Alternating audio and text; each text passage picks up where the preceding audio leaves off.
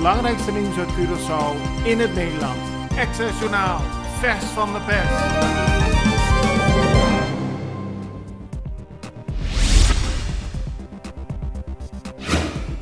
Water- en elektriciteitsbedrijf Aqualectra stapt naar de rechter om de stichting Sint-Elisabeth failliet te laten verklaren. Dat meldt de Extra vandaag. Het CEOS valt onder de stichting Sint-Elisabeth. Er is een schuld van bijna 4 miljoen gulden aan Aqualectra die maar niet wordt terugbetaald. Totaal heeft de stichting Sint-Elisabeth een schuld van 100 miljoen gulden.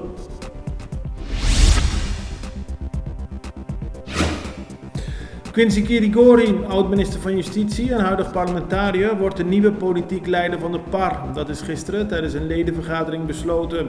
Voormalig leider en voormalig minister-president Eugène Ruggenaat wordt de voorzitter van de partij. Volgens Kirigori is een van de belangrijkste punten voor de PAR om weer contact met het volk te krijgen. Hij zegt daar de komende periode hard aan te gaan werken.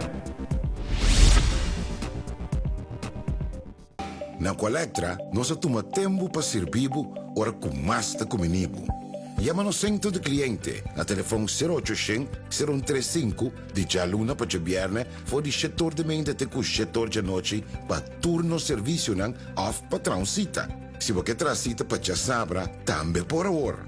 Por escolher para trabalhar, riba aqualectra.com e aproveitar a mesura, põe o documento na cerca para visita cerca nós vai mais fácil. Sim, Aqualectra su centro de cliente wordt klaar para servir na momento que você comini abo.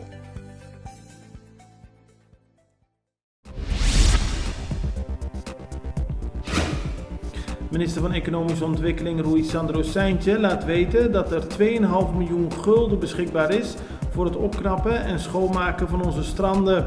Volgens de minister is dat belangrijk omdat de stranden een van de grote toeristische trekpleisters van Curaçao zijn. In samenwerking met minister Roetmilde Lamoni Cecilia zullen mensen worden aangenomen die nu als werkzoekend te boek staan om te helpen bij het schoonmaken van de stranden.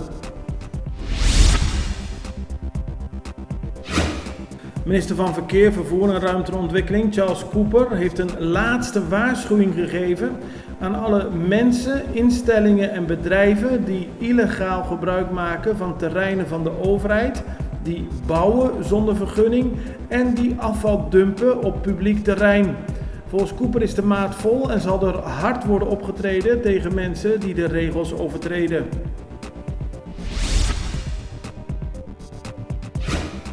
De brandstofprijzen zijn wereldwijd en ook op Curaçao erg hoog. Minister van Financiën, Javier Silvania, heeft 2 brainstorm-sessies georganiseerd met betrokkenen om te kijken wat Curaçao kan doen om ervoor te zorgen dat de bevolking niet te dupe wordt van die hoge brandstofprijzen.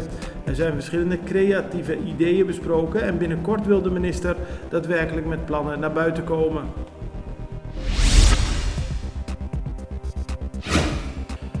Curaçao heeft de laatste tijd te maken met meer inbraken en overvallen en daarom is de politie extra alert, zo meldt de Extra vandaag. De krant plaatst foto's van politie die komt kijken bij alarmmeldingen.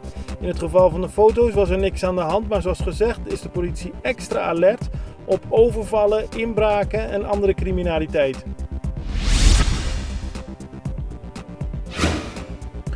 Meer politienieuws. De minister van Justitie, Shelton Hato, heeft een bezoek gebracht aan het Curaçaose politiekorps. Er is gesproken met het managementteam en daarbij is gekeken naar alle uitdagingen die er zijn. Minister van Justitie, Shelton Hato, vindt het belangrijk dat de politie haar werk zo goed mogelijk kan doen en dat is het beschermen van de Curaçaose samenleving. Hij wil eraan werken om te zorgen dat de politie samen met de minister dit werk zo goed mogelijk kan oppakken. Het belangrijkste nieuws uit Curaçao in het Nederland. Access Journaal, vers van de pers.